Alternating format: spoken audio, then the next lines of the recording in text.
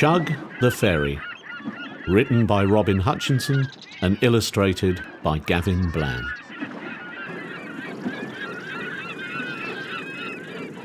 Chug was a ferry, but not a normal ferry, because Chug was a chain ferry. Chug crossed a short stretch of sea between sandbanks and Shell Bay, running on chains that were under the sea. The sound of the chains passing through his engines made a noise that went chug, chug, chug, chug, and so that is what the children called him. The little ferry went backwards and forwards nearly 100 times each day, taking cars, lorries and buses, and sometimes even fire engines and ambulances across the sea.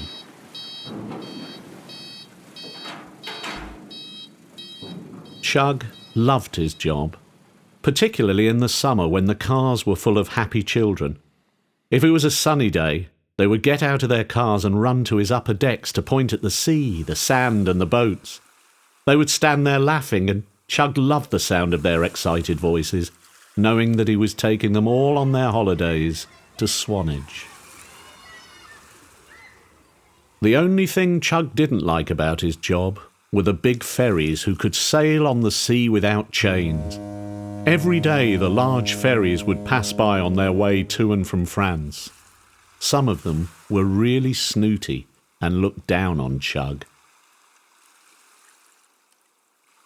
They made Chug wonder what it would be like to go to sea, to be able to go wherever he liked. Maybe he would go to another country or sail right around the world. But Chug was on chains, and he could only go back and forth on the narrow bit of sea at the mouth of the bay. One of the very big ferries was really horrible to Chug. He had beautiful tall funnels that were painted bright red, and every time he went past the little chain ferry he would sound his horn. It would say, "Look at me. I can go where I like. I'm not frightened. The sea is my world, little Chug." Chug would try to close his ears and just listen to the children's happy voices, but the horn was very loud, and with the children pointing and waving at the big ferry, it was hard to ignore. Some days, Chug wondered whether he would be frightened out in the open sea. In the autumn and winter, the sea could be very rough, and the crossing would be really hard. Chug would be pushed backwards and forwards by the waves, and he could hear the straining of the chains against his engine. On those days, fewer people would make the crossing, and any children who were on board would stay safely in their cars. Then, one day in December, the weather was so bad it was decided that Chug should wait for the wind, rain, and the giant waves to calm down. As he sat by the ramp, waiting for the weather to improve, he looked into the distance. The sea was even rougher there, and the waves massive, bigger than Chug himself. It was then that he saw the beautiful big ferry with the red funnels. He could just hear his horn coming through the wind. Chug started to shut his ears when suddenly he realized that the ferry wasn't saying, "Look at me. I can go where I like. I am not frightened. The sea is my world, little Chug." No, he was saying, "Help! Help me!" Chug's captain and crew were standing on the shore and shouting to each other. "The ferry has lost power," cried the first mate. "It's being thrown about by the sea." Everyone was extremely worried about the ferry and its passengers. "What can we do to help?" they all asked at once. "Nothing," said the captain, looking downhearted and a bit scared. "But there are people on board. We can't just leave them." "The lifeboats will have to help them," said the captain. But Chug knew from his radio that the lifeboats were already out helping other boats in trouble.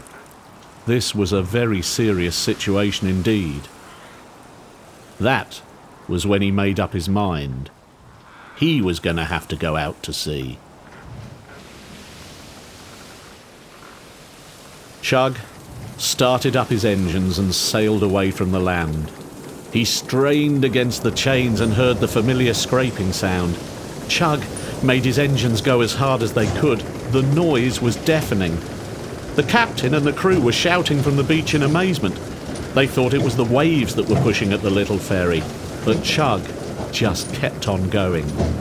Finally, with an enormous bang, the chain snapped and Chug was free. Battling against the high waves and the strong winds, Chug set off towards the big ferry. It was hard work, and after a short while Chug felt very tired and really quite frightened, but he knew he had to keep on going. There were children on the big ferry, and they needed him. As he got nearer, he realised how tall the waves were and just how massive the red-funnelled ferry was. "Help! Help!" the big ferry's horn kept saying. Chug ploughed through the waves using a strength he didn't know he had. When he reached the ferry, Chug sounded his own little horn. The giant ferry looked down. "What are you doing here?" he said. "I've come to help you," said Chug breathlessly. "Now hold on to my chains with your anchor chain." So the big ferry threw down his anchor, and Chug wrapped it round his own loose chains and turned for the bay. Through massive waves and heavy winds, brave little Chug towed the giant ferry. He was buffeted and thrown about by the rough sea, and his engines were straining. Finally, he reached the calmer waters of the bay. When they were safe at last, Chug untangled his chains and let the big ferry's anchor fall down to the seabed and safety. Chug then turned and sailed back to the ramp by the shore. The captain and the crew looked on in wonder. Chug could hear all the people on the big ferry clapping and cheering.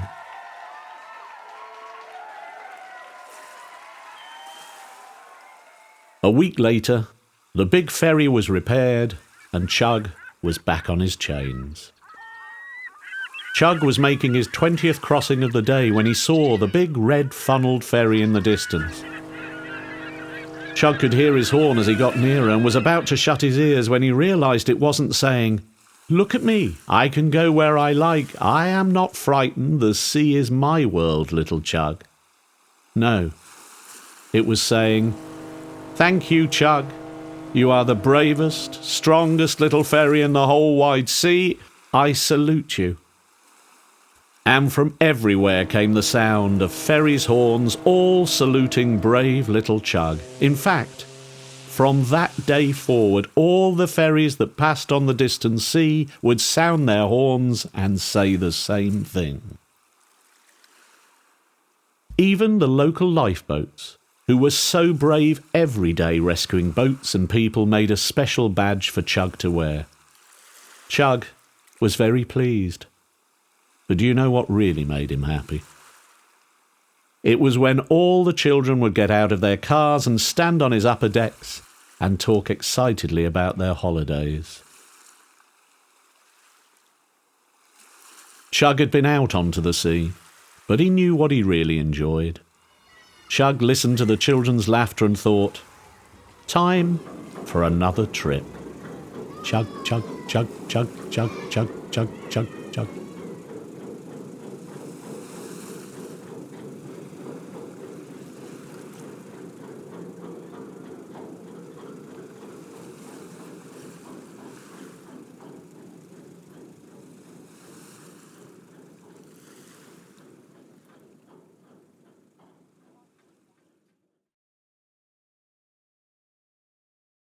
We would like to thank Rose and Rose Quality Solicitors, Swanage Crabbing Crew at Peveril's, Personalities, and Andy Wood for their support in this production of Chug the Ferry.